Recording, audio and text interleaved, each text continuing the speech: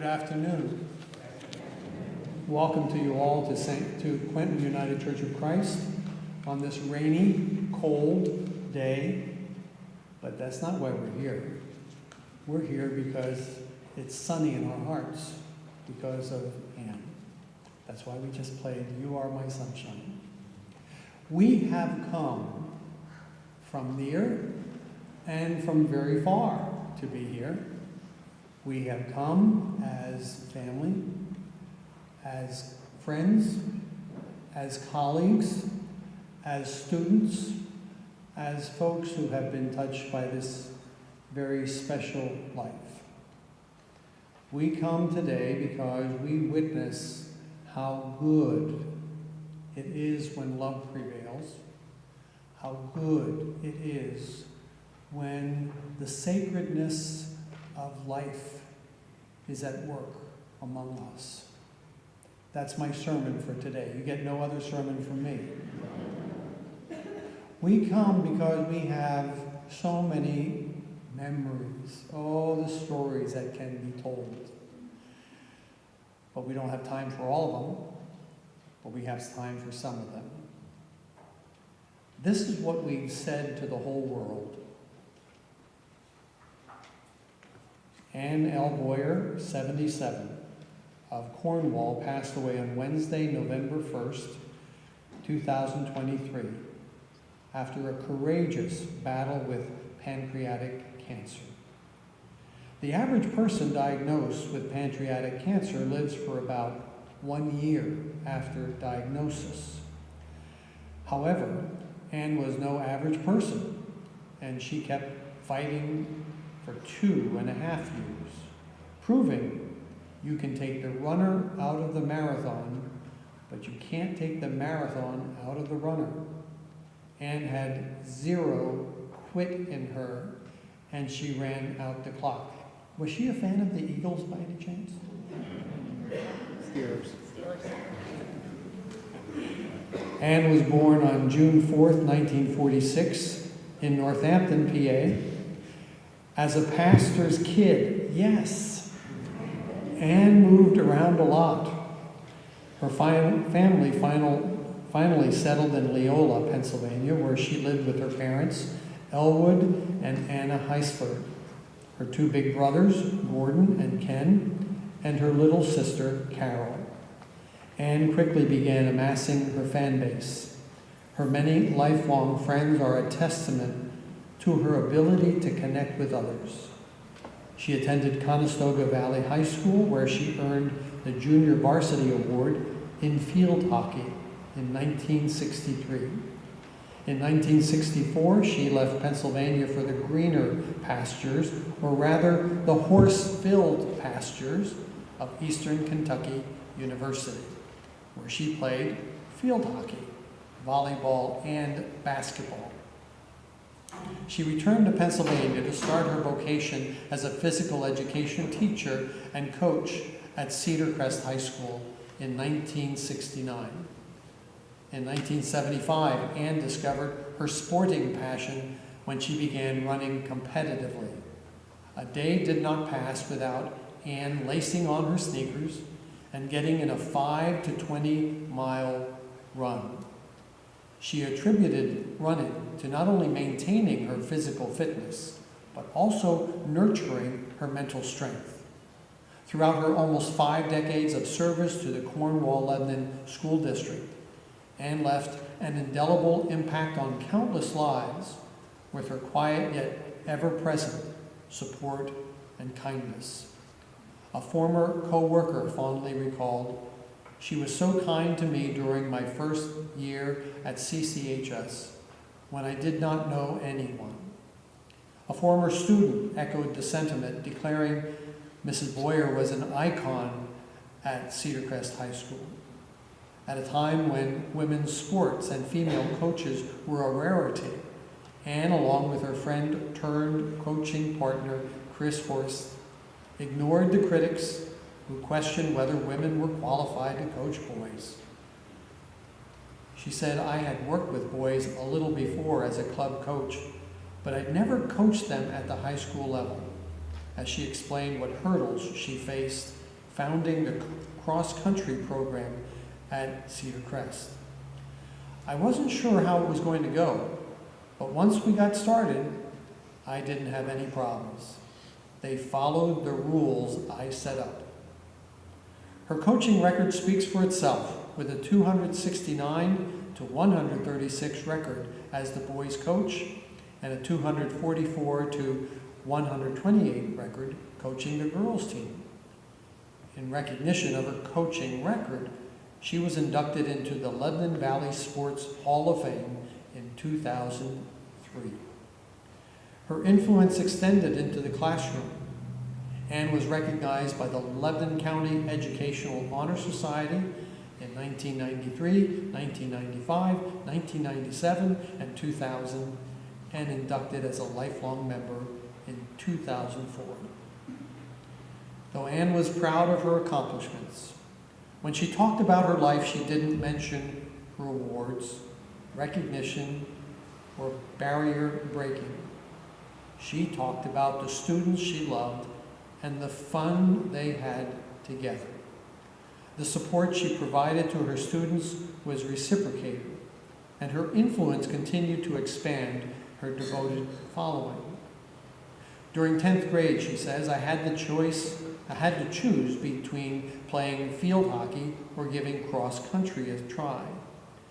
Thanks to some strong women, coaches Boyer, Snyder, McMinn, and Horst, who knew better than I did, they guided me to make a decision that changed my life, as shared by former runner Wendy Nelson Barrett. She always supported me. She was, excuse my French, badass before it became something to be. After so many years of sharing a workplace, the people who began as colleagues evolved into family. As Kelly Snyder, daughter of fellow physical education teacher Helene Snyder, attested, when a woman teaches physical education, if you know, you know, and coaches with your mom for 40 plus years, that woman is like a second mom. And thank you for being such a special and supportive part of my entire life. In her scarce free time, Ann became a certified scuba diver, working as a lifeguard, biked 4,200 miles across country, and was recognized as one of Pennsylvania's top athletes by the state senate. She attended Quentin United Church of Christ and enjoyed travel. She proudly checked off all 50 states, as well as many countries in Europe. She skied, played pickleball, was active in book club and coffee klatch. Her enthusiasm for Penn State, yes, football, was rivaled only by her support for her grandchildren and their various activities. Close family friend Michael Rule probably said it best when he shared that Ann meant so much to so many of us. Hers was a kind soul, but a fierce spirit, and she lived that every day. Ann was lucky to have two great loves in her life, preceded in death by her first husband, Robert Boyer, who passed away in 1991, and her second husband, W. Harrison La Rosa, who passed away in 2019. Survived by her son, Michael Boyer, and wife, Elizabeth, stepdaughters, Chrissy Marks, her husband, Doug, Robin Cox, husband, Eli, grandchildren, Silas, Madeline, Liam, I hope I say this right, Kaya, Eleanor, Toma, and Hayes, her brother, Gordon Heisler, and his wife, Louise, and her sister, Carol Heisler, preceded in death by her brother, Ken Heisler. That's what we've told the world, and there's so much more. Peace be with you. Friends, we gather in the protective shelter of healing love. We are free to pour out our grief, release our anger, face our emptiness, and know that love endures. We gather here as one people conscious of others who have died and of the frailty of our own existence on earth. We come to comfort and to support one another in our common loss. We gather to hear the word of hope that can drive away our despair and move us to offer all of creation our prayer. We gather to commend to creation with thanksgiving the life of Anne Louise Boyer as we celebrate the cycles of life. I will walk in the presence of God. Let us pray. Come among us, life, you who cast the planets into space and cradle the sparrow in her nest. Come among us, peace, you who bless the poor and the broken and stand by the sad and the strong. Come among us, love, you who dance in the silence and shine in the darkness. Amen. Our first hymn, number 547 in the Pew Hymnal, Amazing Grace.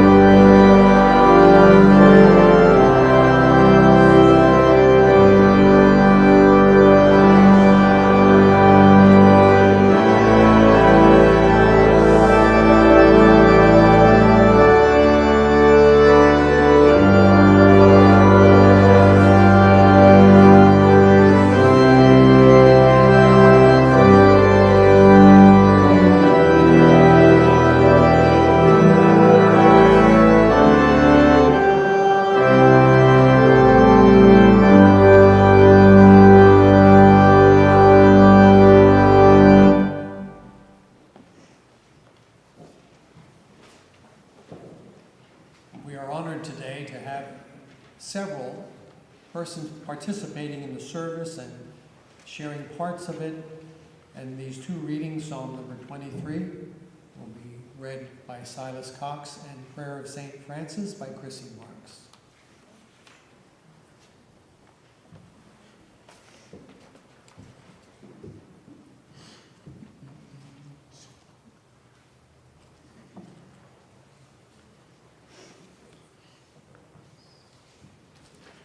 Psalm 23.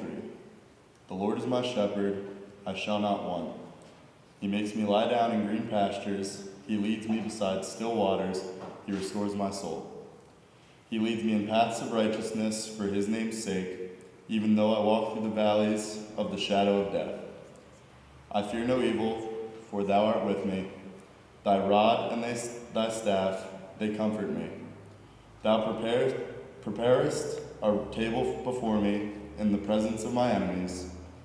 Thou anointest my head with oil, my cup overflows. Surely goodness and mercy shall follow me all the days of my life, and I shall dwell in the house of the Lord forever.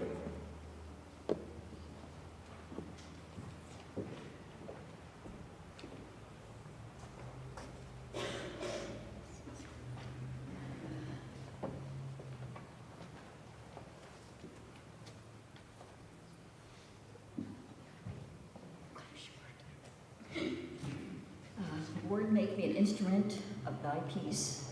Where there is hatred, let me sow love. Where there is injury, pardon. Where there is doubt, faith. And where there is despair and hope. And where there is darkness and light. And where there is sadness and joy. O divine Master, grant that I may not so much seek to be consoled as to console. To be understood as to understand, to be loved as to love, and for his giving that we receive, pardoning that we are pardoned, dying that we are born to external life.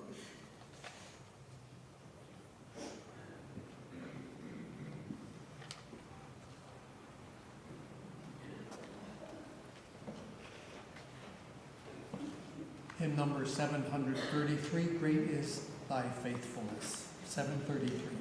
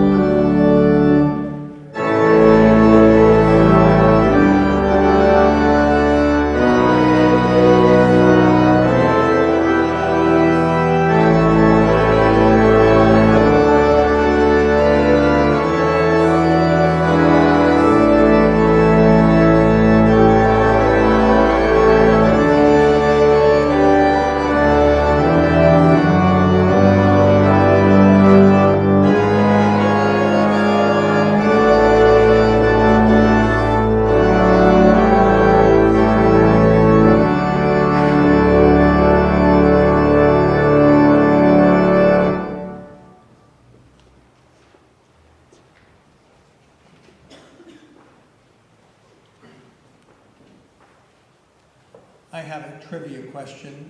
I'm not sure if Anne would have known this answer or not. Do you know the one book in the Bible that has no mention of God in it? The book of Esther. And the book of Esther is a story about a woman who changed people's lives. And as a result of that, people saw holiness in everything that took place. In her courage, in her strength, very humble. Who does that sound like? We are honored to share this witness of memory. We're going to hear from Chris Horst, from Kathy McMinn, from Liz Boyer, and Michael Boyer.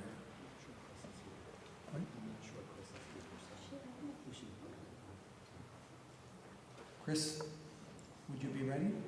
There you are. Come.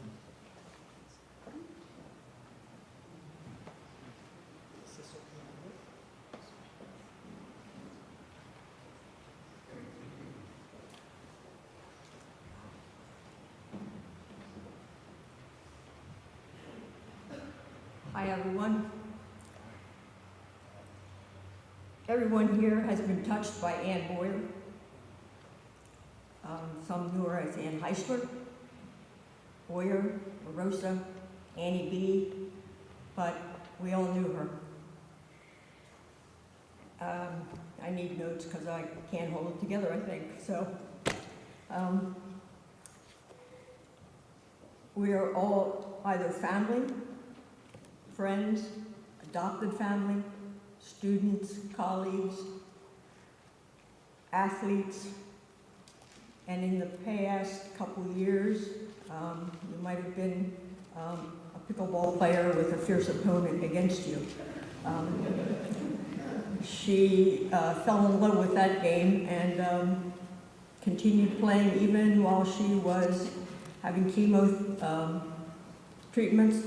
She still continued playing pickleball as long as she could. Loved it. I think it replaced her running a little bit. Annie and I have been friends since I was 8 years old.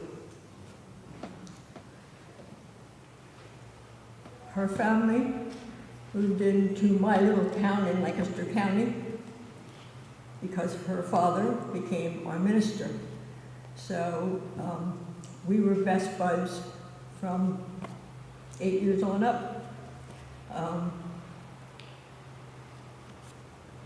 We constantly were playing, and we were always playing outside. Had to be called in at night. We just were outside all the time, and constantly just playing, and who knows what. But we had a ball.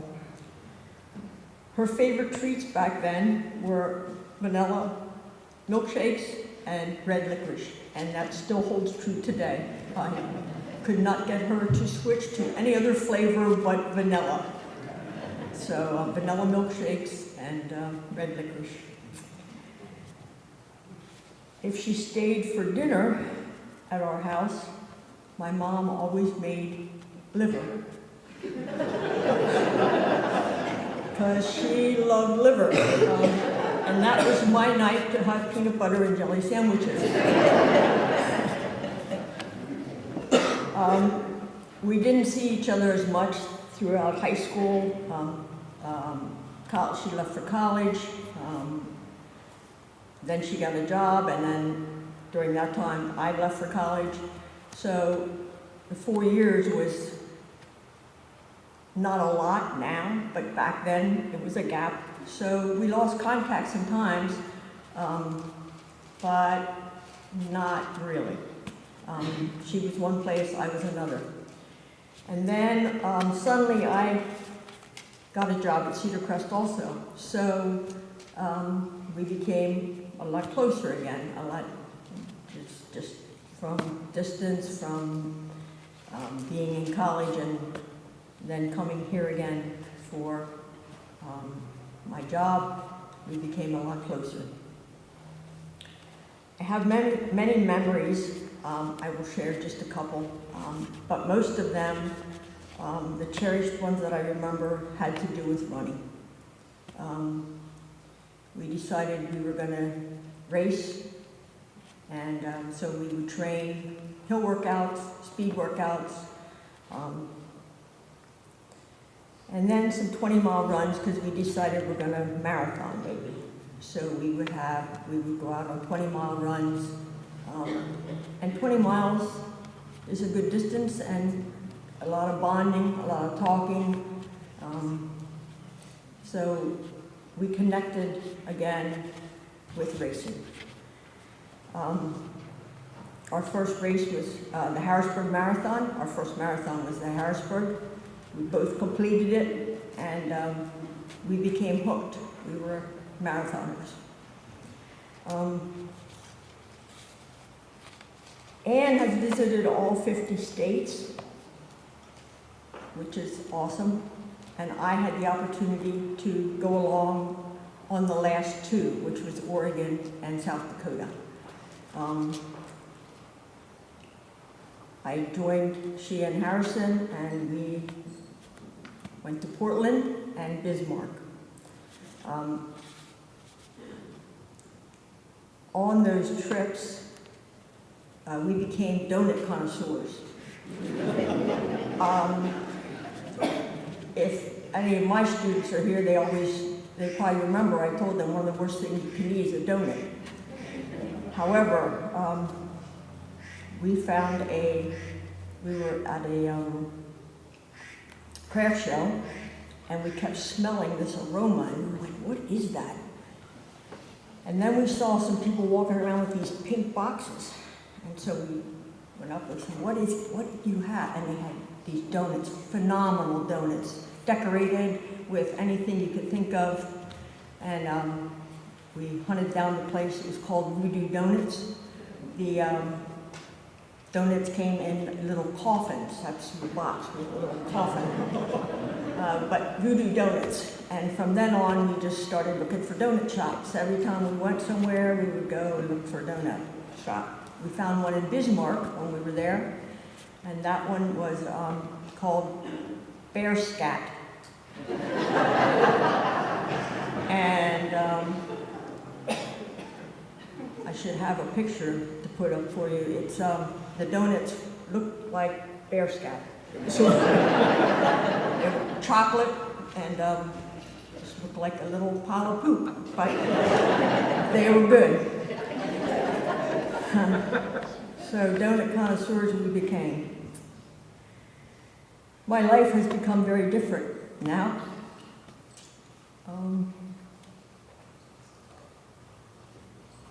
For a lot of years, talked to each other every day, saw each other every day. My life's very different, as are many of yours out there. She had a full life, and that's what's great. She enjoyed it all. I sat here in church on Sunday morning in the back and looked up here at this, and the last line just hit me. It's like, enjoy this life. And she did. Thanks.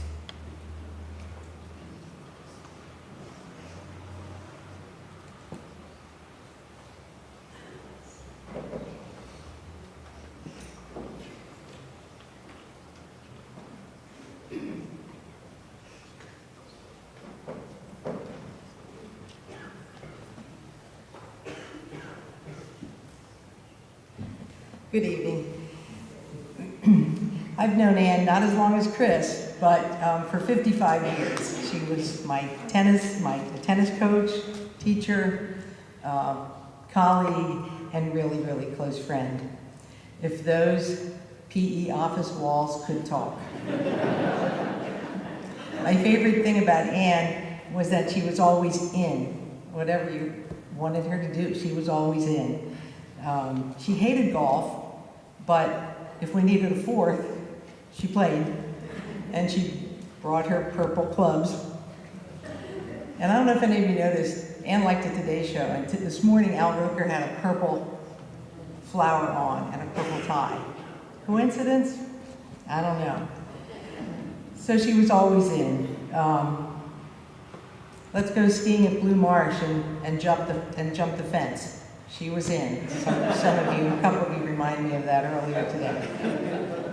Come on up to the house. We're going to have a campfire and we'll drink some wine.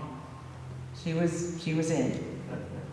Our yard has been very well hydrated from Ann drinking too much wine.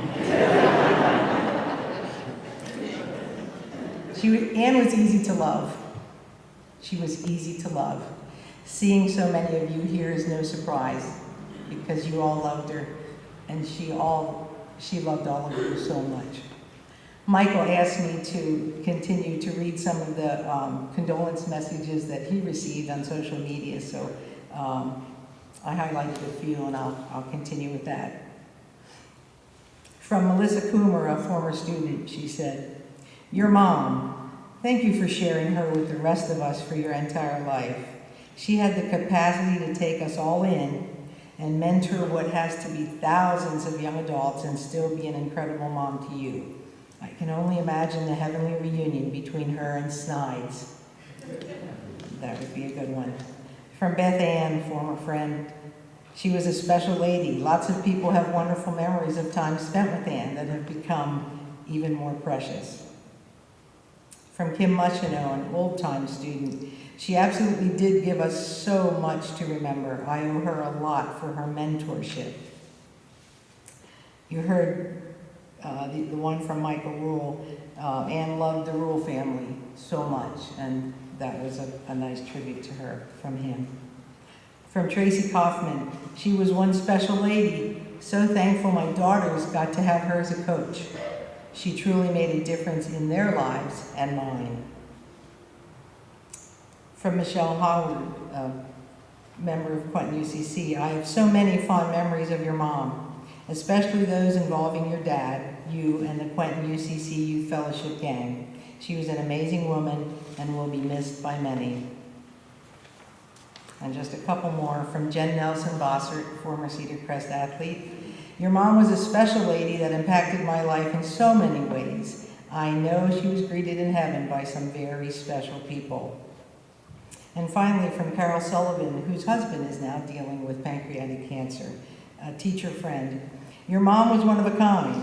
We have tons of special memories with both her and your dad. I feel truly blessed to have called her my friend.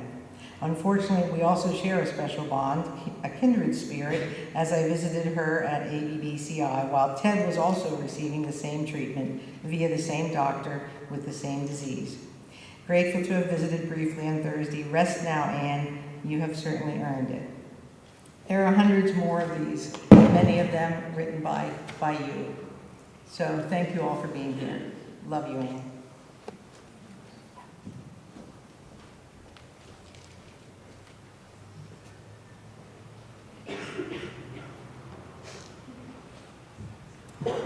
Well, I have a secret, and that is that all of these wonderful things that you've been talking about are not the best things that Ann ever did. I knew that she wasn't afraid to go, but she was very scared about leaving Mike behind. And she told me that, and she told me that she never wanted him to feel alone. And so I took the opportunity to tell her exactly how I felt about her before she left. This is what I wrote to her. This was the last communication we shared. I said, "I know Chemo Brain is going to make reading this hard, but ask Mike to read it to you when you see him on Monday. I love you, Ann, and am forever grateful for the gift you gave me. Mike is my gift. I hope you know how deeply loved he is." And so here's the thing. They would talk all the time, but they would talk about Penn State football scores and Steelers football scores and who was on the field. And I've heard rumors that having a son, you might not always share the emotional, touchy-feely parts of your life together. So I wanted to let her know.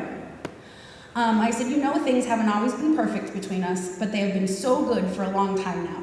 He is an incredible person, and marrying him was the best choice I ever made.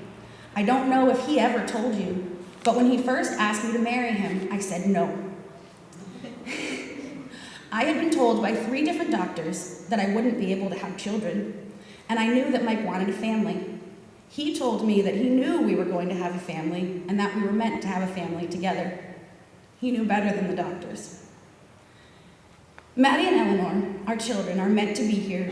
They are good souls who shine bright, and I am so happy they are ours. Our family spends our days surrounded by music and laughter. Everything feels right when the four of us are together.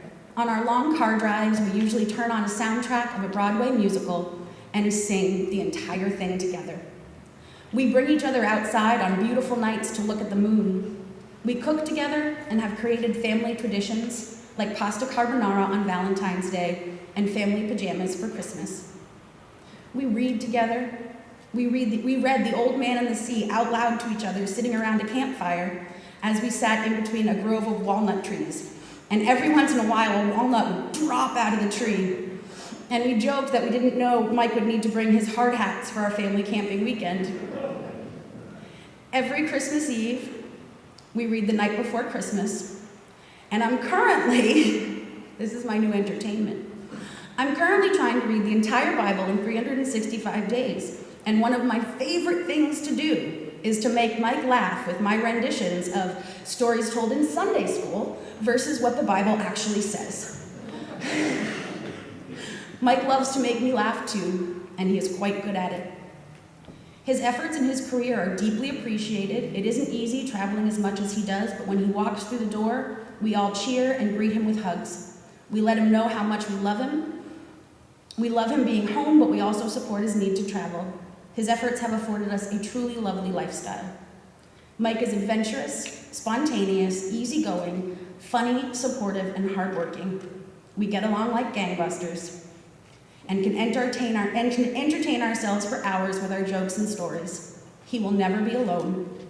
Our family is a circle of strength, and we find shelter in each other.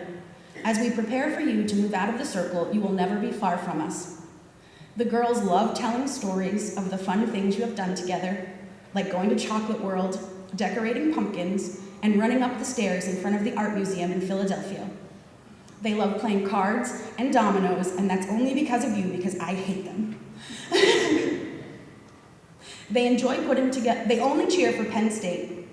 You will be with us at every tailgate and every Super Bowl party, every family game night, and every Thanksgiving table. You will be with us because we will laugh and smile and tell each other stories of the fun we had together. We are who we are because of you and the son you brought into this world. Thank you for every laugh, for every story, and every milestone you made possible. I'll miss you, and I will work to make sure your son never feels less than the amazing person he is. Thank you for the gift of my life.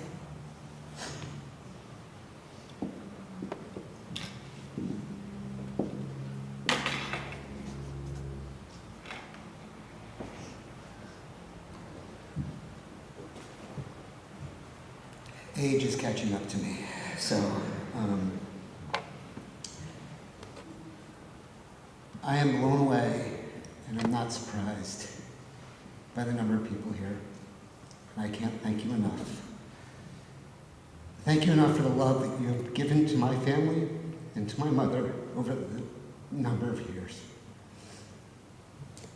One of her favorite artists, many of you know this, some of you don't, was John Denver. And I don't know that she ever forgave him for crashing his plane, but regardless, one of the great things that he wrote was from the song Perhaps Love. Perhaps love is like a resting place, a shelter from the storm. It exists to give you comfort. It is there to keep you warm. And in those times of trouble, when you are most alone, the memory of love will bring you home. As I sat down over the last number of weeks, after people asking me if I was okay, and realizing that I thought I was, and, last 36 hours realizing that maybe I wasn't, I thought about my mom's love. And Liz was right. It wasn't the touchy-feely love that, a lot of people may experience, but it was a deep love. And I kept coming back to that. As many people have said, my mom loved life. I know that it's said very often that people love life, but she truly lived it. She lived it through parenting me, through parenting Rob and Chrissy, through parenting the Rules, who are as much family as any of us. She showed it and lived it through coaching the number of athletes that she had an opportunity to impact their life. And I learned from her. She lived it through travel. My love of travel is because of her and my dad. One story I remember my uncle telling is about the first time, I think it might have been the first time they met my dad. And they show up to this camping site, and my mom has hiking boots on. It's kind of like, why do you have hiking boots on? Their love of the outdoors, and it was something she grew and loved. She was a great friend and a mentor. There's countless experiences that I could share. I think of my dad, but I think of Harris.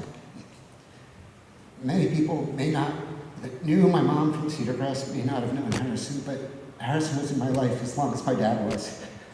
And I was so blessed to have two dads. I really was. Her children, not just me. Robin, Chrissy, she loved you with all her heart.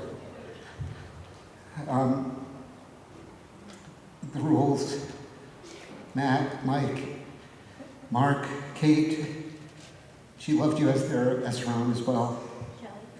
Kelly, Snyder, her grandchildren.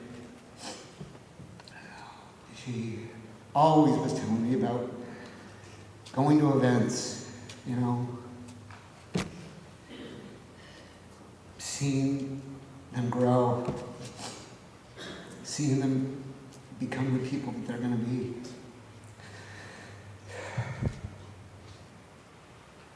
Cyrus, you were the one who beat her grandmother. Oh, thank you for that forever. Maddie and Eleanor, she adored you. Kaya, you were her granddaughters. You were the daughters she didn't have. Kate, you were the daughter she didn't have initially. Her athletes, from first-timers, people that just wanted to try something, to state champions, and everybody in between. Her community, she loved her community dearly. She was a three-sport athlete in college before that was something to be. She was a pioneer. She also played semi-pro softball, which I don't know how many people know that. CCHS, Cedar Crest, cross country, track and field, swimming, basketball, field hockey, tennis. Her passion for skiing, which led me to an industry of 6 years that I spent 6 years working in. And Penn State football. She loved Penn State football. The only reason I went to Penn State was because of her love for Penn State football. It was my last choice of schools. I was being recruited to play tennis elsewhere, and I decided to go to Penn State. And parenting. My mom always let me be me. She encouraged me to pursue my dreams and gave me the resources to pursue them. My freshman year of high school, I told her I was thinking about playing tennis. Wouldn't be a big deal, except the fact that she taught tennis and I not once asked her to go play or ever have anything to do with tennis. But true to her form, she said, all right, if you want to do it, let's do it. She bought me a good racket. She had me take a private lesson with Coach Firestone. And she knew she was good and she could teach me, but she never put herself before me. She never made it about her. She had even asked me to play a couple times just to see how my progress was. And true to my spirit, I thought I was going to be the next John McEnroe or Michael Chang or Andre Agassi. I'm picking. She didn't make me feel guilty or bad for not wanting to play previously. What she did do is have the conversation about what it was going to take to be successful and to be competitive. I knew how much she cared about it. Throughout my career, I would see her off on the side, or knew she was talking to Coach Firestone because he would talk to me about it. One of my favorite times was during my senior year, and tennis was very important to me because I was at tennis practice when I found out my dad was sick, and that was my community, and that was where I was safe. But my senior year, I was my own independent self that I tend to be. I didn't really ask for much, and kind of lived my own life, and she lived her life, and we were trying to figure things out. But after a particular rough match that I ended up coming out on top, she said, "Congratulations," and gave me a few tips, and I had no idea how she knew about the match so much. I found out she was standing next to the gym on the side, and if you remember, before Cedar Crest renovated, if you came out by the pool, you could see the tennis courts, and she was watching from there, supporting in her way, unseen, out of the sight, as many of us experienced. I knew and greatly appreciated my mom, and I was so fortunate to have her as my biggest fan and supporter. It is hope my mom's legacy is one of love. For all who she had at some small point or part in their lives, that when you think of her, that you think of love. And that when you may be in a time that's a bit gray or cloudy, know she's there. Even though unseen or out of the spotlight, she's there rooting us all on, coaching us, cheering us on in the way she knew how. And she shared that love the way she knew how. She was one of a kind, and she was loved and is loved. And I'm so fortunate to have been able to call her my mom.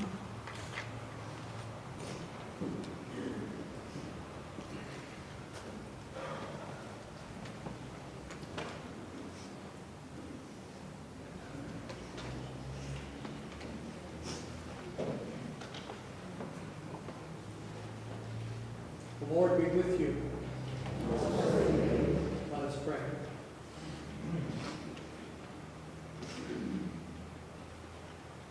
Now is the time to free the heart. Let all intentions and worries stop. Free the joy inside the self. Awaken to the wonder of this life. Open our eyes to see the friends whose hearts recognize our faces as kin. Those whose kindness watchful and near encourages us to live everything here. See the gifts the years have given, things our efforts could never earn. The health to enjoy who we want to be, and the mind to mirror such mystery. We are all through blood and breath ever wading into the waters of life eternal. Today we commend Anne to the ancient and mysterious well of that living water. Receive her with care. Allow her to flourish in ways we cannot imagine. Let her yet find ways to yet live in our hearts. Amen. And hymn number 509, this one I checked the number, this is right, 509.